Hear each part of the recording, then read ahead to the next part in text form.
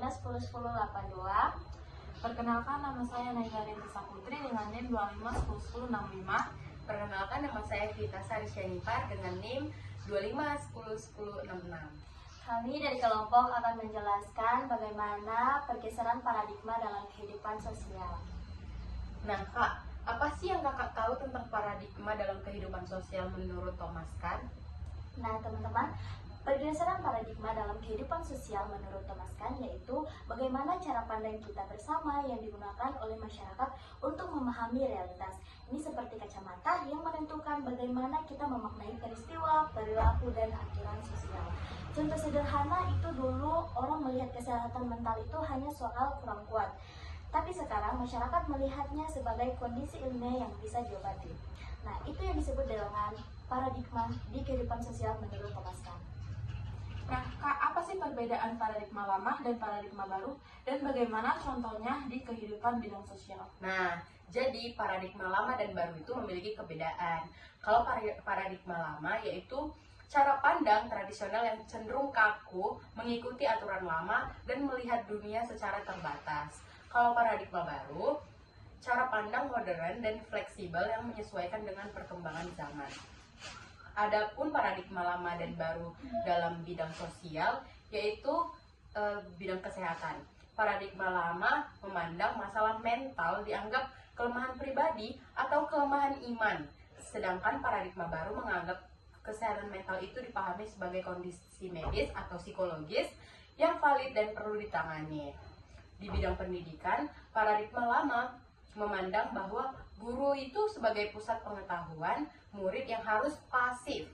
Kalau paradigma baru memandang pembelajaran berpusat pada siswa, yang dimana kreativitas dan critical thinking yang harus dihargai. Nah, terus kalau menurut Kakak, mengapa pergeseran paradigma itu bisa terjadi?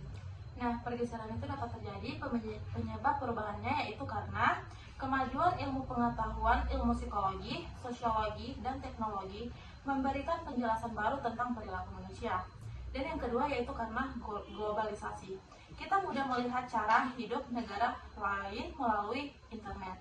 Dan yang ketiga yaitu perubahan nilai generasi muda. Generasi sekarang lebih terbuka, kritis, dan menghargai keberagaman. Dan yang keempat yaitu media sosial. Isu-isu sensitif lebih mudah disuarakan dan didiskusikan. Contoh visualnya yaitu gerakan mental health awareness viral. Dan yang kedua yaitu kampanye kesetaraan gender di media sosial. Nah, teman-teman, dampak pergeseran paradigma itu bisa terjadi loh. Yang pertama, ada dampak positif yang muncul. Yang pertama, masyarakat itu lebih inklusif, yaitu lebih menerima perbedaan dan keberagaman. Yang kedua, itu stigma sosial berkurang, yaitu isu kesehatan mental, orientasi gender, dan profesi tidak lagi dianggap tabu. Dan yang ketiga itu ada pemikiran lebih kritis dan terbuka, tidak mudah mempercayai mitos atau aturan lama tanpa alasan. Dan yang keempat yaitu tumbuhnya empati dan kesadaran sosial. Orang lebih peduli dengan kesejahteraan dan hak orang lain.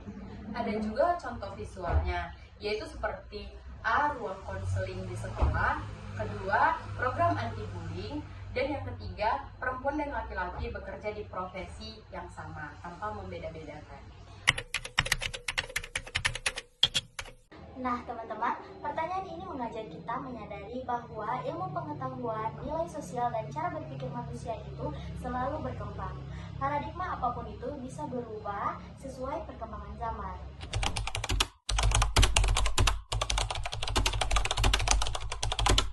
Nah, pertanyaan ini menentang kita untuk bersikap terbuka, mau belajar hal baru, dan tidak terjebak pada pola pikir yang lama. Jika tidak mau beradaptasi, kita bisa ketertinggalan oleh perubahan sosial, teknologi, maupun pola pikir yang baru loh. Jadi itu teman-teman. Baik teman-teman, itu saja penjelasan dari kelompok kami mengenai pergeseran paradigma dalam kehidupan sosial. Sekian dari kami, terima kasih. Bye-bye.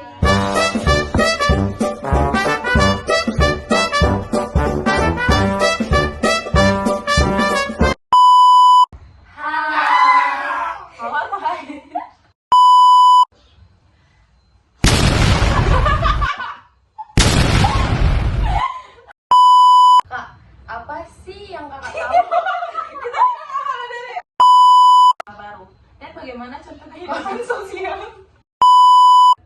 ketertinggalan oleh perubahan sosial, teknologi, maupun pola pikir yang baru loh. Seperti itu teman-teman.